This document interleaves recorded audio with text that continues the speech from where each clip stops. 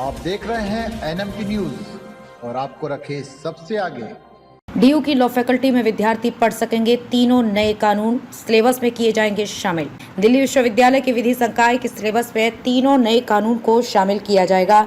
इसके लिए अकादमिक परिषद की बैठक होगी। इसमें मोहर लगने के बाद लॉ फैकल्टी में विद्यार्थी तीनों नए कानून के बारे में पढ़ सकेंगे। इससे पहले और दूसरे सेमेस्टर में क्रिमिनल लॉ के तहत पढ़ाया जाएगा। इन नए कानूनों को आईपीसी के स्थान पर पढ़ाया जाएगा। दिल्ली विश्वविद्यालय के विधि संकाय में 1 जुलाई को लागू हुए तीनों नए कानून पढ़ाना शुरू किया जाने वाला है। डीयू की 12 जुलाई को प्रस्तावित अकादमिक परिषद की बैठक में इनको पढ़ाने का प्रस्ताव लाया जाएगा।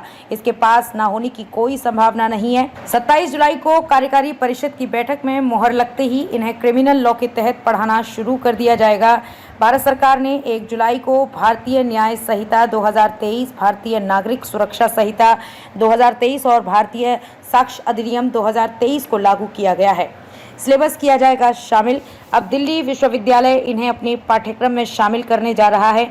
इसे पहले और दूसरे सेमेस्टर में क्रिमिनल लॉ के तहत पढ़ाया जाएगा। इसके पहले भारतीय दंड संहिता आईपीसी 1860, दंड प्रक्रिया संहिता सीआरपीसी 1973 और इंडियन एविडेंस एक्ट 1972 को पढ़ाया जा रहा था। अब आईपीसी के स्थान पर भारतीय न्याय संहिता, सीआरपीसी के स्थान पर भारतीय नागरिक सुरक्षा संहिता और इंडियन एविडेंस एक्ट के स्थान पर भारतीय साक्ष्य अधिनियम को पढ़ाया जाएगा।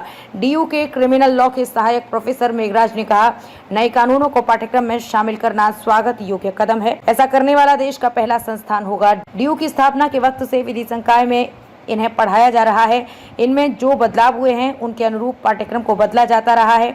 डीयू भारत का पहला ऐसा संस्थान होगा जहां तीनों कानूनों के लागू होने के फौरन बाद क्रिमिनल लॉ के तहत इन्हें पढ़ाना शुरू किया जाएगा। डीयू का विधि संकाय देश के अग्रणी संकायों में से एक है। यह हमेशा कानून के क्षेत्र में अग्रणी रहा है। नवीनतम जानकारियों के साथ विद्यार्थियों को शिक्षित करता है। उन्होंने कहा कि तीनों कानून नए परिवर्तन के लिए बनाए गए हैं। हालांकि आईपीसी में 377 प्रकृति विरुद्ध अनाचार को हटाया गया है। इसे लेकर स्पष्टता नहीं है।